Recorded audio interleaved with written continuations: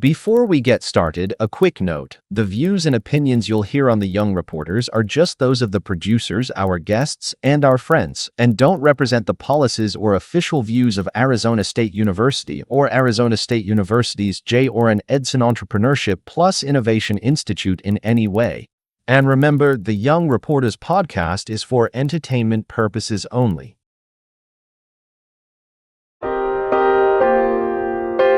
Matchmaker Communications 101, in collaboration with Arizona State University's Edson Entrepreneurship and Innovation Institute, presents The Young Reporters. The Young Reporters chase down ordinary people doing amazing things in the greater Phoenix community and beyond.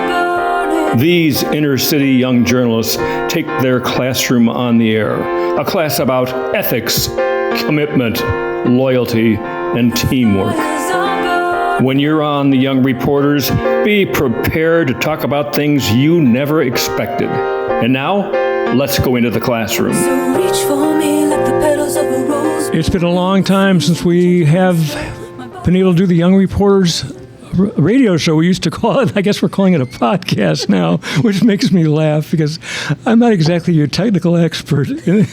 I'm not all over technology in a big way. But Kathy Giroux is sitting next to me like she was in 2011 when we first went on the air at our radio studio. And it's Kathy, you had to be here today, and thank you so much for making it here today. You bet, Bob. Thank you, but I think maybe we're the old reporters now. We're the old, we call it the older version of The Young Reporters, because mostly this is a kids program, interviewing adults, a dead serious adult show, but because the kids can't be here all the time, we decided to do an adult version to sort of achieve our matchmaking purposes for the greater Phoenix community, to connect the dots between amazing people doing fabulous things in the greater Phoenix community. And so we use the studio as our connecting platform. Kelly Sheik, real quick, we're Hi, Bob. Hello, Kelly. Kelly joined us. Kathy and I go back to the first show in 2011. Kathy goes back to the original classroom in 2008. Kelly joined us in about 2014, as did Alan. Kelly was one of my principals, and that's where we first met Kim Reynolds, who's one of our guests, because Kim was a teacher at the school, ACYR. But Kelly, we wouldn't be alive. Yes, we wouldn't be alive. I love Alan's reaction right now. Alan's reaction to this ACYR. Yes, you didn't know that, right? OMG, I was down there. I sat in a couple classes, and I was just so proud of Kelly that she was able to handle it. It was rough. Yeah, I had the computer lab upstairs with all the business and computer classes. That's where we were. That was me. It was a rough crowd. It was kind of a rough crowd, you know. It was like we had some really interesting kids. But I love them. They were great kids. We loved working with the toughest of the tough, the poorest of the poor, What was the amazing, shyest of the shy. Here's what the thing was. It was amazing to see that in what they were like in the classroom, and then how orderly they were when they came to the station. Like a switch turned on and they plumbed up and they were like professional. Yeah. It was. Our kids were pretty great. Yeah, they learned a lot in the classroom about communication, I can't believe people skills. She was there. Yep. Him and I go back to, 2012, Yeah, 13? something like that. Yeah. So. And your first day on the job was the day of the Great Flood. When The we Great had Flood the of Loch Phoenix, Ness on yes, when I-17 closed down. It was my Yeah. first day as principal at ACYR, and I somehow made it from East Mesa down there and and found out the school was closed. What happened in the process of all this is that Kelly has been a principal in a number of schools, and so Kelly helped keep the Young Reporters alive.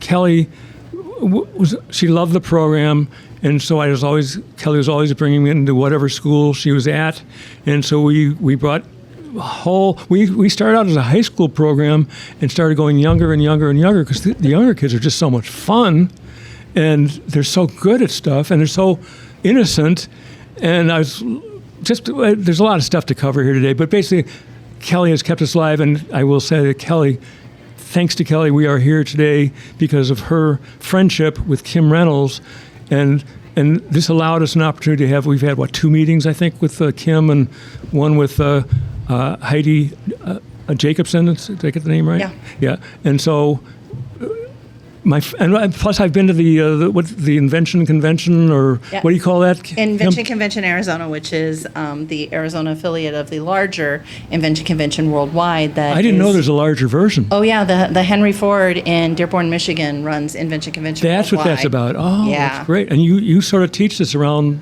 the country, basically? Or? Oh, this one is the Invention Convention. We're specifically in Arizona and working to bring kindergarten through 12th graders into the program where they get to invent something. They look for problems in their community, problems that they see in the world, problems that they see in their own life. One of our inventors, her family is goat farmers, and Goat farmers in Wilcox, Arizona, actually. So very rural community. And this young lady had seen that they had stands to put their big goats on, but then when they needed to care for the baby goats or they needed to give them treatments or do anything with them, they'd put them and they would fall through and they would get hurt worse. And so she came up with an idea. She's like, why don't we just make it smaller? And so she sized it down, made some changes to it. She put a little, like a feeder on it, changed to it to help make the baby goats more comfortable, learned how to weld in the process. Kim, how old was this? This girl was an 8th grader, so she's. I was in Dearborn, Michigan for the Invention Convention, and I met this individual. And let me tell you, she was amazing. She saw a problem, and she was worried about her baby goats on her farm, and she set out to create this invention that was just amazing for baby goats. Yep. And now, Kim, I'll go back to you. Is that it's getting a patent now, and we're looking for the resources to help her apply for a patent. But she's already got orders from local veterinarians and other goat farmers in the area. So she's building a business out of something that she saw a problem and she solved it. We're going to get more in details like this, but just to sort of do a preview here, we are at Arizona State University's Sky Song. It's a fabulous campus here. I did come to the Invention Convention or whatever the Devil's Ventures, whatever. It was a combination. It was our Invention Convention Arizona for our young inventors, but it was also our Venture Devils Demo Day. So which is for the older kids, right? That is for our college students that are in our Venture Devil program, and they were actually pitching not just inventions but business ideas. It's kind of like the Shark or something. Yeah, kind of like the Shark Tank, because they were competing for seed funding. And then I know that you Tracy Lee, I believe, is involved in a program that goes beyond it with adult ASU people and faculty, and so it's sort of the same principles. Is that right? Yeah, she works with our faculty to develop businesses with a faculty that have come up with inventions or business ideas or different things. What a fabulous, this whole thing about Arizona, and we are going to get a better introduction of all our hosts and guests. But this thing that Arizona State has come up with, this entrepreneurship and innovation just drives this campus, it seems like. And I know that it stunned me when I realized that they've been rated countrywide as #1 for like 9 to 11 years continuously in this innovations sector. ASU is #1 in innovation for the 10th year in a row. Above MIT. Ahead of MIT and That's Stanford. Amazing. Above Harvard and all this stuff, right? #1 in the... I don't know about Harvard. We never quote that. But MIT and Stanford, that's pretty big. Pretty impressive.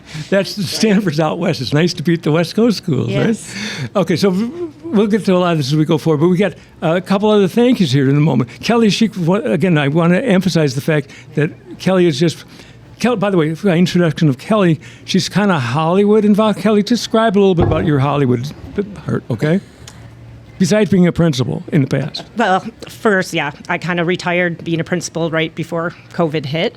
And since then, me and my husband own a labor production company where we're based here in Phoenix, Arizona, but most of our employees live in Los Angeles area, so we do all the Walt Disney red carpet premieres, any large live events. We're doing Comic-Con this weekend in San Diego. We just did Coachella, right? Coachella, Katy Perry. So any large live events, our employees all work to set the venue and set up the lighting, the carpets, the background. That's about as entrepreneurial as it gets, right? Yeah. So it's an exciting business, always changing. So yes, I'm actually leaving for Los Angeles in about 24 hours for Did you mention 2 Walt Disney premieres coming up. I was saying you going to give a little plug. Freakier Friday. You all that red carpet Fantastic stuff, in them, right? Four. Yep. Yes. Yep. got that coming this weekend, so exciting. So as we go around the table, just a little bit more, Angie Holdsworth, another big thank you. Angie has been covering the Young Reporters since 2011. The next time you listen to the radio, you may want to scroll the dial for a unique show featuring some Valley teens who are taking to the airwaves to change their own lives. ABC 15's Angie Holdsworth introduces us to them. Welcome back to the Young Reporters. In front of the mic, Cal Pooler and Jacob Moyer, the next generation of reporters digging for the story. Exactly brought you from Baltimore. But it's their story beyond the show that you may learn about little by little on the airwaves. I was born a meth baby. Cal, with ADHD and OCD, struggled in school and has been part of the Young Reporters program for about 4 years. I think I found myself here. Learning, first of all, learning eye contact and how to maintain that eye contact. Learning how to stay in a conversation with one person. It's a show that airs every other Sunday on KFNX 1100 AM.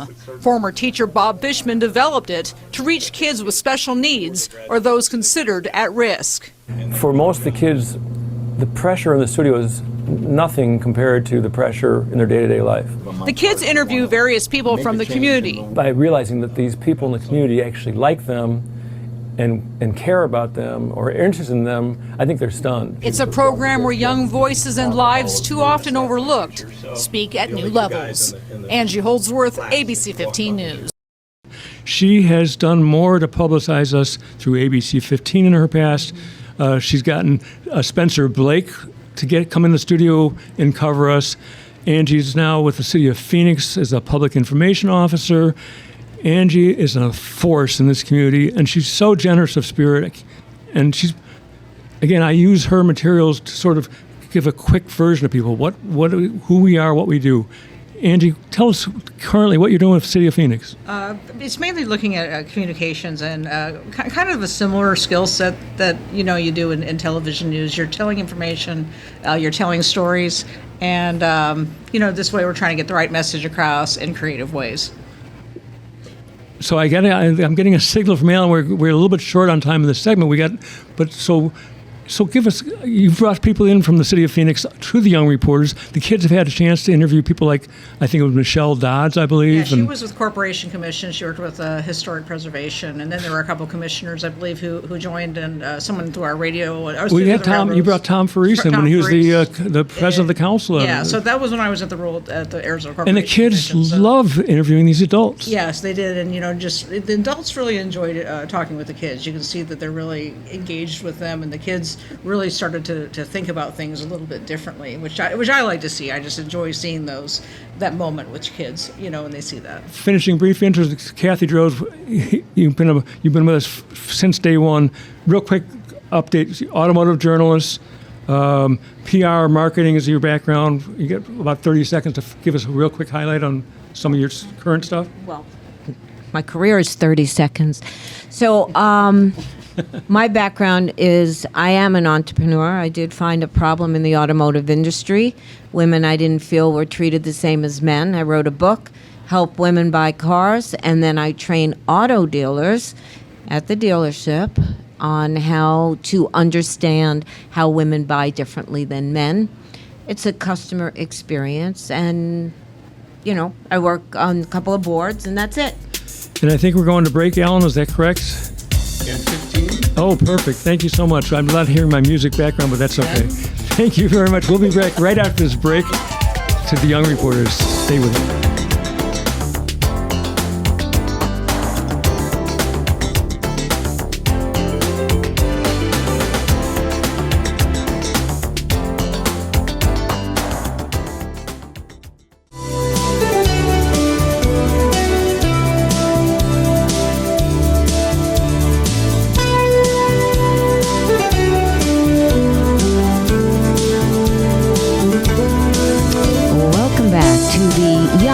Somewhat young, but not old, reporters. After a long period of time, we seem to be right back where we started.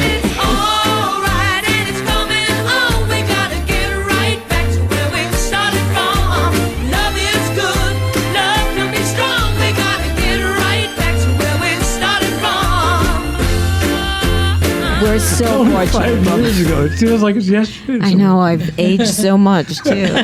The old reporters. So we are so fortunate to be at ASU's Sky Song.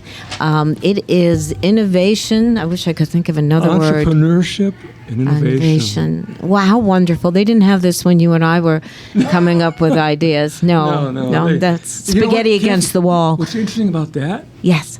We've had these conversations for years and years. Remember I said to you we're on the right path? I don't know where it's leading, but I know it's leading somewhere good. Mm-hmm. And I always said, stick with it, Kathy, to whatever extent you can. Someday we're going to be discovered. I do remember that. Let's move on. Okay, Bob, I'm going to have you take over and introduce all of your guests let's get back to you because you were telling us a little bit about your professional, current, and in the past. Because you're automotive stuff and you're HER certified. Let's hear a little bit about it. No, right now I am on the board for a startup, which is so interesting because I asked them, what would the payment be? And they said, how do you feel about shares? And I go, shares of what?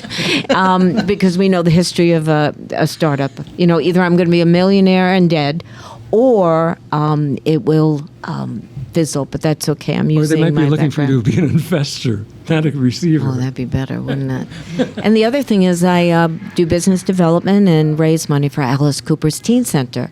And that's a true volunteer position because like you, Bob, I love kids, love teens. I have 9 grandchildren. I bet I love them. And I think this is the perfect spot. Oh, and I have a junior at ASU. Oh, fabulous. Maybe this gets you a tuition discount at some point. You never know. I Right? doubt it. She's a dancer. I don't know if there's a lot of future. Dancers can get discounts, can't they? Yes. By the way, we get dancers in here all the time. Paula Hartley is one of our favorite part of our group, the team leadership here. And Paula was the lead dancer for Ballet Arizona, and she's got her own thing she's doing right now and to put on a festival in March. We get a lot of artists that come through this thing. It's a lot of fun. Let me get to a little bit more. Alan Ripa, how can we forget Alan? Again, we wouldn't be here without Alan Ripa. Alan, not only does Alan sort of take charge of our tech, but Alan has been just an amazing matchmaker for this group. He brings in fabulous guests just in the course of his daily journeys through real estate, through being involved with the Commemorative Air Force for years and years. And just because Alan, he's now referred to as the mayor of McCormick Ranch, because he started. Tell us a little about the mayor of McCormick Ranch, part, will you? It's the mirror of the walkway. There's a walkway that goes along the golf course. This is serious, Miss Rose. I walk every morning. It just doesn't show all the time, you know? But it's good that you're doing it. Ouch. Whoa. That was vicious. I just mean, it's obvious he's working hard because every once in a while he gets out of breath. Every once in a while.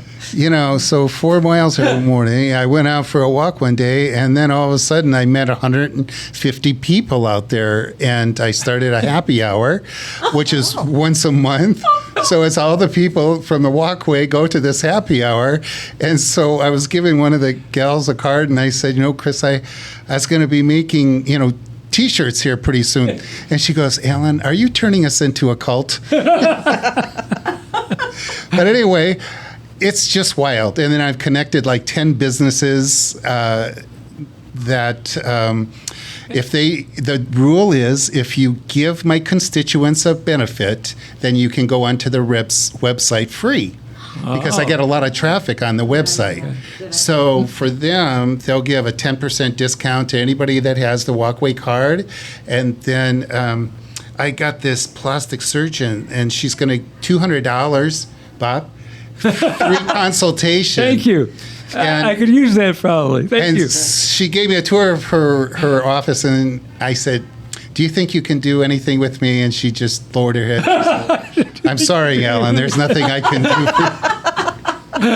Well, besides being the funny guy in the studio too, Alan, he's a massively phenomenal musician, an orchestrator. I think I know that you're doing very complicated stuff, and he is into tech.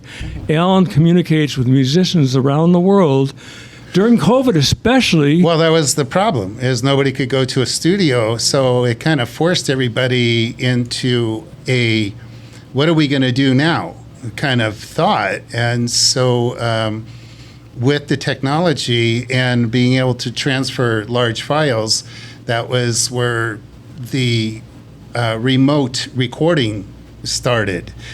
Or it could have been before, but I didn't know about it until the COVID. And then it was, this is what you got to do. To survive, basically. Yeah, so a lot of musicians built, like the drummers built studios in their garages. This is kind of right up Kelly's area because she's been involved with bands for years and years. So you understand this part of it, right? Oh yeah, Alan and I have actually met at a friend's studio, STEM Studios. Yes, a few years ago. Right? Was that during COVID or whatnot? Long time ago. Yeah, a while ago. So it was just out of necessity that everybody just had to figure out and make some kind of room that they could perform in. And so you would send them the music and tell them what you want, and then they would play, maybe give you 3 takes, and then they send it back. And you were working with people like, what's the guy's name that did the movie Interstellar? What's Hans Zimmer? Is that right? No, his violinist. Yes, exactly. You're working with some of his people that... I talked to her. She said she would Lucinda, isn't it? Lucinda or something like that? Lucinda, yeah. But she was also playing for Buccelli. And so she was going on tour. But anyway, I ended up getting somebody else that's brilliant, and they were out of Vienna as well. And you've been involved with people from the Chick Corea band as part of your music production, right? Yeah, I've had several different members. And anyway, it's been like living the dream to be able to work with this caliber of musicians around. And now we found out recently that Alan has produced, I haven't heard it, but Alan has produced some music that's sort of Disney-related potentially. Yes. And so he's all excited about, what's this all about? So because I'll be in LA tomorrow, in about 24 hours from now, I am going... Kelly, oh please, Kelly. Thank you, Alan. So, yes, he paid me on the side. I'm going to pitch. And it's not often that I actually beg girls to do something. So he says. Yeah, 4 miles of walking every day. Why would you have to? He's got 150 followers on the sidewalk over there. Yeah. Finishing your He doesn't need to beg me, but the money helps. What are you going to do in Hollywood? So we're doing our Disney premieres this weekend in Hollywood. I'm taking Alan's beautifully written song to Walt Disney Studios, some of the top executives there, to see if we can pitch his song for some of the upcoming Disney movies in the future.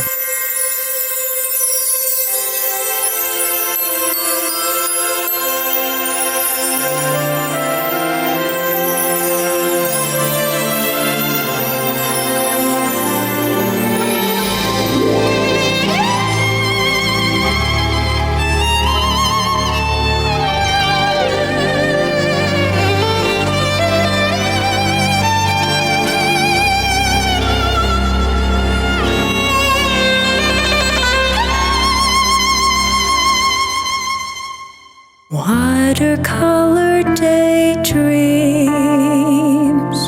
drifting through these empty halls. The ghost of you still haunting my every thought. Remember, holding hands at twilight, wrapped inside a moonlit glow. The memory of your kiss is so soft and sweet, like winter snow. But then one day you slipped away in an autumn haze. The leaves were falling as I tried to understand why beautiful things must come to an end. But I wonder, darling, will I ever get the chance to love you once again?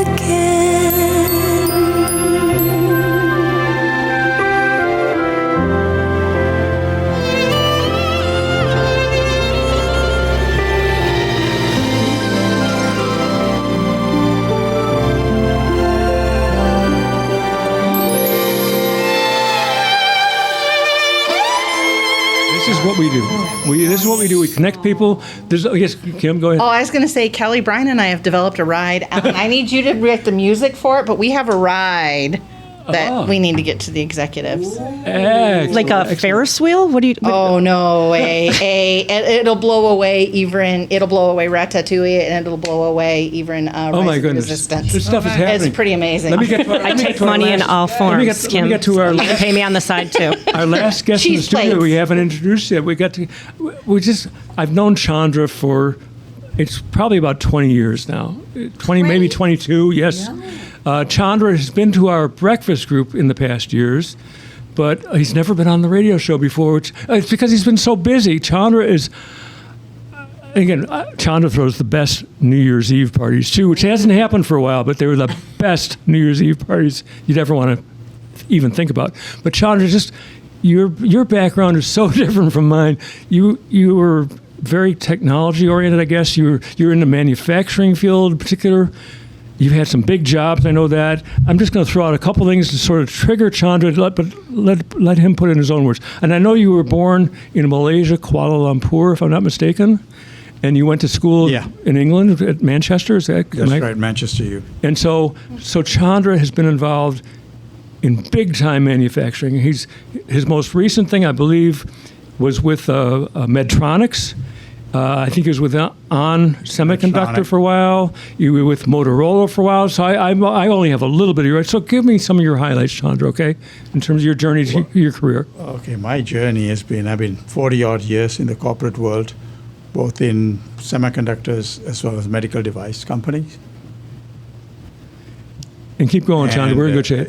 And medical device company. And Medtronic is a giant. Medtronic is a giant. Is the largest medical device company in the world right now. And they do robotic stuff too, don't they? Yes, they've got a robotic section, and they've got they're competing with Intuitive. Intuitive is the first company that came out of robotic surgery.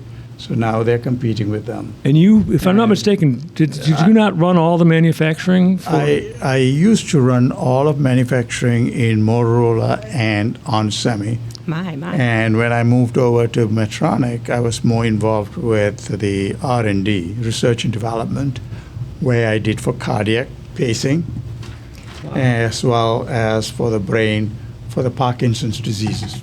Oh, that's amazing. Those were the kind of impressive. innovations that we made. And so I noticed you're with some new, like you're independent now, right? You got this. Yeah, I retired October 2020, and since then I've joined a couple of boards.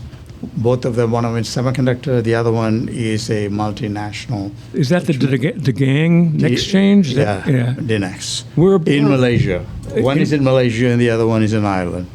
We're about to go to our next break, but this is just a glimpse. By the way, Chandra, I'll challenge you with this, because many years ago you talked to me about someday in your future you really want to do some things Malaysia related in terms of your larger purpose in life.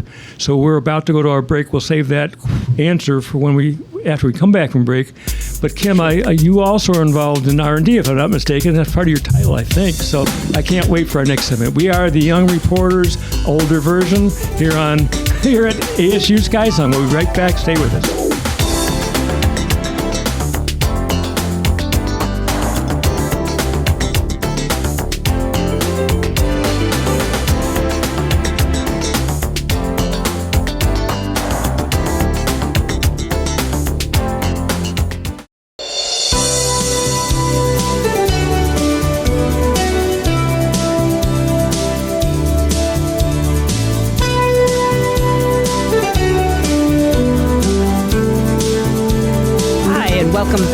To the Young Reporters. We are coming to you from Orin, Edson Entrepreneurship and Innovation Institute, and my name is Kelly Randall. I'm one of the hosts here today, sitting amongst a fine panel of people around me. And before we went on break, we were talking to Chandra about some just fascinating career he's had, and I'm going to bring it back to him. Will you tell us a little bit more about your hopes and dreams of starting something up in Malaysia? The research and development, I believe. Yeah. In fact, I think I just summarized about my career. But I retired 2020, and since then I've been, joined 2 boards. But beyond that, I am looking at doing something in Malaysia, which is about, whether it's entrepreneurial or otherwise, but it is more on a technology front in terms of people who are interested in startups, people who are interested in innovation is something that is so ubiquitous. It is not everybody can, there are 10,000 people start up, but about 500 to about 200 of them actually survive. It's kind of like podcasts, right? Everybody's got one, right? You can always start something. It's a question about how do you get them, and especially for young kids, they have, they've got great ideas, brilliant ideas, but they just do not know where to go from point A to point B. And helping them through that process is what gives me a lot of satisfaction. That's a lot about what the Young Reporters is about, is bringing together those two worlds and helping kids find their way into becoming entrepreneurs. And some of them, even young, innovators, what they don't know is how to get from innovation to the next step. How do you grow from $100,000? They can get up to 100,000, but there is a big leap from 100,000 to $1 million, and then another $1 million to 10 million. There's all of these chasms they have to cross, and what I help them, many of them, is the do's and don'ts about managing your business, because you find out that cash flow is your biggest obstacle in growing from one stage to another in growth. And did you say cash flow? Is that what you said? Cash flow is your biggest. Nobody actually tells you that. They talk about everything else, but they don't tell you about cash flow. Cash flow is your biggest hindrance for a successful growth trajectory. And most people, when you grow from a 10,000 to 100,000, 100,000 to $1 million, it is how much you want it. If you get too greedy, then you go bankrupt. Because you don't have money to pay your employees. And so we learned it in Medtronic. Our CEO, or rather the first founder, found out about it because he was an innovator. And he innovated in his garage, and finally he found out that he was bankrupt even before he knew it. So just to find that, did you say, what's the difference between an innovator and what you're talking about then? Totally different? It's the same thing. Okay. Innovators need help. Okay. And they need help in helping them grow and maturing their business. So the idea is just the first step. It's launching that idea. Is the first step. Launching that idea, in making into a business, having a business plan which is realistic, and not being, I want to conquer the world kind of. I mean, that's audacious, but even that, helping them through that process is really what, especially young kids, young entrepreneurs, they need a lot of help. So Chandra, real quick, you're sitting right to your right is a true visionary. We've had so much. Kelly and I have had 2 meetings with Kim, one with her direct superior, Heidi Jacobson. And it was just Kelly and myself in their office, and it was so on fire because they are so visionary. And yet their backgrounds were education. We'll get more in that too. But it was inspiring to be in the presence of those 2 people, because they were on fire and they got our concept like that. And so this conversation you're talking about, Kim, you must experience this somewhat in the programs you bring to fruition that relate to exactly what he's saying. We do, and we, before we were Edson, we were just entrepreneurship and innovation, and we saw that with startups and with new businesses, and we have made it our goal of our institute is to make entrepreneurial ecosystems and develop systems and processes and mentorships and access to entrepreneurs, whether they're an ASU student, whether they're ASU faculty, whether they're community members, because we actually even have a program called Chandler Endeavor out in Chandler. You don't have to be That's what Heidi started with the Chandler community, wasn't it, if I'm not mistaken? No. I got the wrong community? Okay, Nope. Sorry about that. But the Chandler Endeavor program, you don't have to live in Chandler, but it is to help businesses, and it's an entrepreneurial, and they've got courses and different events that you can go to and learn about it. That's really what we're about, is building those ecosystems so that entrepreneurs, as startup businesses, we're sitting here outside of this room, we have, several different college startups that they use this place to do their business, to have their meetings and things. So we do it on the broader scale with adults, but then we started realizing we are not reaching most, especially girls, but most kids by 5th grade have made a decision about where they're going in life. Girls by 5th grade have decided, I'm not a mathy person, I'm not a sciencey person, I'm not a STEMmy person, I'm a this person or I'm a that person, and that takes the trajectory of their life. Well, if nobody's ever talked to them about entrepreneurship, innovation, or invention up to 5th grade, and then they've never exposed to it, so they've already decided what they're going to be without realizing there's this entire world open to them. So that K-12 space around entrepreneurship, innovation, and invention is really where my team comes in, and that's where my research and development. I keep track of trends and what's going on in the world, and we look for partnerships and we look for collaboration opportunities like this. I was going to say, Kim, can you talk a little bit to how you got your funding? Because I know you have a lot of resources of funding that were fascinating that support these programs, which kind of come back to you, Chandra, and different. So some of it, we do have a large corporate partnership that's done some of our work, but the Edson Entrepreneurship and Innovation Institute, we got a gift from the J. Orin and Edson family that helps fund the work that we do. There's a partnership with another organization that brought in some funding that allows us to work with community college students, and that we have partnered with a local nonprofit, Aspiring Youth Academy, which their whole idea is to help end poverty. And so they do it through financial literacy and entrepreneurship. So they've given us some funding, and we work with them on developing. We had a curriculum, but we redid it to meet their needs. And then we do a spring break camp for high school students and monthly events. And now we're doing the Invention Convention, Arizona, and that has the Henry Ford has given us a generous subgrant from RTX that is helping us to run that program. So we're pulling in bits and pieces, but hey, if somebody wants to throw $250 million my way, how would they do that? How do they get in touch with you to do that? So actually, if you're interested, you can reach out to me directly. My email is super easy. It's just kreynolds@asu.edu. We only need 7 million. Well, I know, but I've got other programs we need to do too. Oh.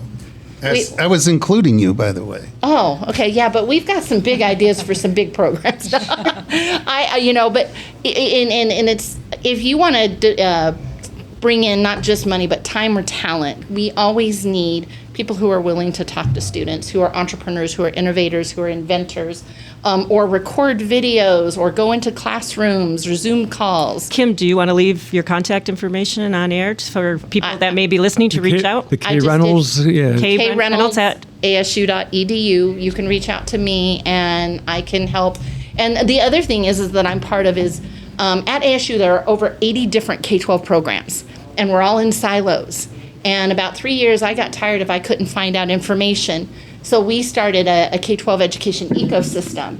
And we're getting ready on October 13th, we'll be doing our 3rd event, where we bring together all these innovators across ASU that work in the K-12 space to have time to collaborate, to network, to share resources, to share contacts. And because we found out we were duplicating a lot of the work. So ASU just in general is very invested in helping to build the future generations and building the skill sets and building those durable skills that they need to be successful in life beyond school. Chandra, I saw you nodding your head frequently during what Kim was saying. Is it somewhat of a similar environment in the corporate world, what she's talking about, or how do you relate to what she's saying? Corporate world is a lot simpler than what she's going through, unfortunately. Corporate world is a lot simpler. I mean, she has gone through, she's getting into the most difficult process of getting them up there. Mm-hmm. My world is a lot simpler. No, seriously, my world. Well, that's the way I feel about this. I deal with people who are already innovators, who are already, and they don't know how to get through the process, but they are innovators. So I deal only with them. So I don't have to. Well, again, her whole background is like this. She's got an education background, right? It stuns me that how did you get from education to like this innovate? And then we got a little bit of time before our next break. How did you get to entrepreneurship and innovation from education? How did you decide that? So I have successfully failed at starting 3 businesses. You said failed? Failed. Successfully failed. Successfully failed. I failed fantastically. But I come from, my dad was an entrepreneur, a serial entrepreneur. And then I had, after Kelly abandoned me, I had one really horrible principal and went looking for a job. And all I'll say is, it was a God thing. The day I started looking for a job, I opened it up and there was a job with our youth entrepreneurship team, specifically around technology, which was my because I'm also an ed tech expert. And you're a drone person too, right? I am a certified drone pilot. We're going to have to go to break right now. We'll pick up on this in a couple minutes. We're here with Angie Holdsworth, Kim Reynolds, Chandra, Alan Ripa, Kelly Randall, Kathy Droz. I'm Bob Fishman. We'll be back right after this short break.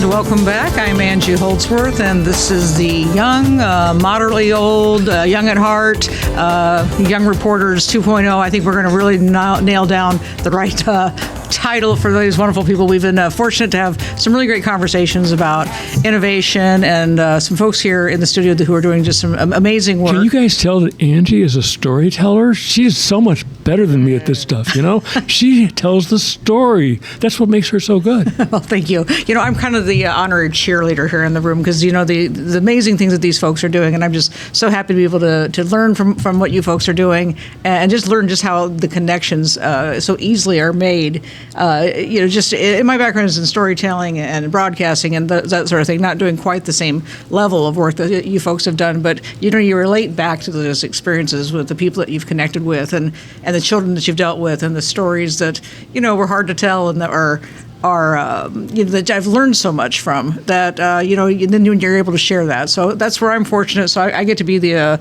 honorary listener in the room, I guess, too, and absorber. And we want to get it back here to Kim because she was really talking about her journey from education into innovation, and maybe those two things go hand in hand, maybe not. But you were kind of on the process of talking a little bit more about how you got where you are. Well, I will say teachers are actually some of the best entrepreneurs, and they don't even realize it. There's an entire website called Teachers Pay Teachers where teachers sell their lessons. Teachers pivot on a dime. They make things happen with very little resources. So teachers are amazing innovators and they're amazing entrepreneurs, and they don't usually recognize it. But I was in the classroom. I was a career and technical education teacher. I taught business. I taught computer programming. I taught public speaking, and loved it until, like I said, that last year I had the worst principal in my entire life, and I said it wasn't me. That was not me. Kelly. It was after Kelly. So one principal can mess things up. One principal can destroy. Absolutely. I almost walked. Absolutely. Yes. One manager, one leader, one CEO. Yep. Anybody who is above you can destroy your career and your self-esteem and even what you believe in can completely destroy that. That is a true statement. The one thing you had said earlier is that, oops, I'm sorry, I messed with the microphone, but that you said 10-year-olds and fifth grade girls in particular make decisions for their career. Mm-hmm. And then we're talking about how sometimes one person can influence you at that age. And I can think of a teacher who said you can't do something, or you're not good at this, and you never shake it. Do you think the same thing happens with boys? And it does, but boys are taught throughout their lives to be a little bit more resilient than girls are. And it's just the way it is. It's not speaking bad against anything, but that's just how it is. But girls are also put into groups. They're the pretty girl, or they're the smart girl, or they're the dorky girl, or athletic. They're the athletic girl, exactly. And they think that that's all they can be. And I love STEM, but I also have a real thing against STEM right now because everybody's pushing everyone to go into STEM, and then we're forgetting about our artistic students. We're forgetting about our students who like to write, who like to draw. We're forgetting about the students who love social studies and history. They're all innovators. They all have that option, and that's why I love what we're doing with Invention Convention, because it's open to everyone. And Innovation is something that any student is capable of doing. And it's innovation and being an inventor and being an entrepreneur is in addition to the things you love. So you may love math, but how do you be an entrepreneur and an innovator and an inventor that uses math? Or maybe it's world history. And maybe you like technology, so you play video games and you like history. Who's going to develop the next VR video game that's around world history, and make a fortune on it? We also want to teach students to not just be consumers, but to be creators. So, Kim, I have a question. So when I was young, probably 5th grade, whatever, I had long hair, but I was a tomboy. Loved playing outside, skinning my knees, getting all dirty. So I invented, in my opinion, PERT before it ever came on, because my mom would be like, time to take a shower. Invented what? PERT. Shampoo. Oh, wow. The first shampoo that had the conditioner mixed with the shampoo. So that was my trick. My mom would be like, time to come in and take a bath. And I'd be like, oh, man, I just want to play outside. So I would mix the shampoo and the conditioner in my hand. And so when I was in like 1st, 2nd, 3rd Was grade. that to speed up your shower? Yes, because I wanted to go back outside and play. So I mean, it's something simple as that. It's just to speak to what Kim talks about. Young kids have such great ideas. Yes. Mine was just to hurry up and get back outside to play. I mean, and I always laugh at PERT. It was my idea back. Let me bring Kathy back. 1970s. Let me bring Kathy back in this point, because part of Kathy's career has been all over this issue. Kathy, talk about what motivated you to be the automotive person in your family and to create sort of an initiative to sort of teach women how to be assertive or whatever. Yeah, bring that up. Well, in the book, I make it very easy. The book is called Woman's Guide to Buying a Car with Confidence and Street Smarts. Don't let these high heels fool you, and there's red high heels on the cover. So for me, I was always encouraged by my parents my dad was a salesman, tough male figure who always said, Kathy, you're not going to make it in this world unless you, it's in my book, unless you read the sports section every day, listen to the news, and wear high heels. And he said, and that's how you do it. But he taught me how to shake hands. So at 5 years old, where nobody, I teach my grandkids, that handshake and so forth, and memorizing people's names, financial literacy, I had a budget, all of that kind of stuff. So when it came time, I always felt my parents owned a couple of, little shops, blue-collar family, but we talked about inventory control at dinner. We talked about, and it became family. Always find the problem, I was told, and then come up with the answer. I was never one, I was taught, never complain about something if you can't do something about it. This pen is. That's right, key. right. That Exactly. is key. If you can't change it, shut up.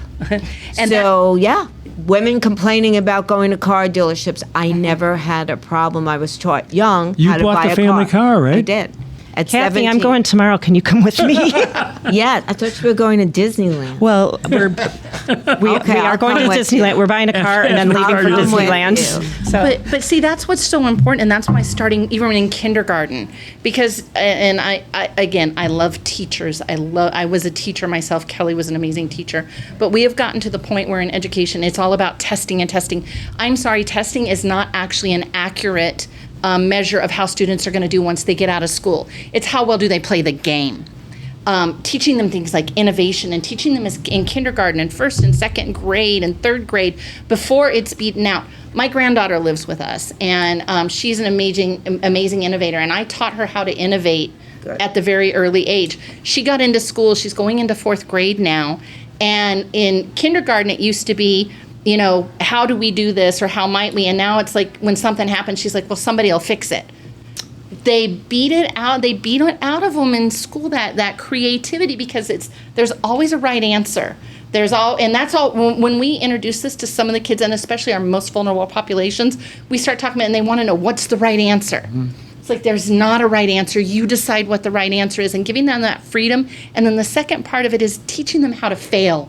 The failure is not the end. Failure is where you learn. My very favorite line is from a Disney movie. If you haven't seen Meet the Robinsons, you've got to see it.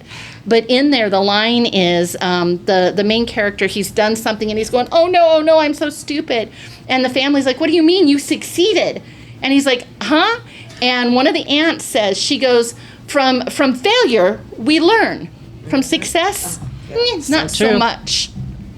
You know, when you mentioned about STEM before, for a few years, and I'm not, I'm a part-time hit-and-run communications teacher in schools, but one of the things that I pay attention to is technology, even though I don't like technology necessarily, but because I think it's destroying society at times, in lots of social media especially. I know. I'm going to bring it back to you in a second, John, and I'm going to agree with you in the long run. But 5-8 years ago, everybody's told to go into coding, but now AI can eliminate coding jobs like a snap of a finger. And so kids who are advised to go into coding, it's like they got to retool or something. So what Chandra, what I was going to get to is that last Sunday on Fareed Zakaria GPS, one of my favorite shows, he had Jensen Huang as a guest. You probably saw that. And Jensen Huang, and this relates to our show, Jensen Huang made the comment that basically it's all about, I got it written down, I'll probably have to come back to it in our next show, but it's all about connecting, communication, and I can't remember the third one, but Jensen Huang, who's the CEO of NVIDIA. It was an amazing interview. We're running out of our time on our last segment here. We're going to get this group back together again for our next podcast real soon. So are we coming back next week? We're going to come back whenever you put these things out, Alan, next week, or we're going to get this. Hopefully we're going to be once a week. We'll put these shows together, and hopefully we'll get some kids up and running soon to get the real young reporters going. But this is why we do the adult version, is it becomes an opportunity for matching amazing people in the community to each other. Just thank you. Thank to our audience, whoever is out there, whenever they're out there, and thank you for the people who will go on to Alan's Pod Network, whatever that is, whenever that is. But I'm so grateful to the group in the studio today, and we'll have the same group again back together for our next show. But it's amazing. I just can't think. You bring me to tears at times for this stuff. It's been a long fight. It's been 25 years of fighting to make this breakthrough, and today I think is the big breakthrough. Thank you all so much. Every guest in the studio. We'll get this group back together again. Thank you to ASU Sky Song. We'll be back soon.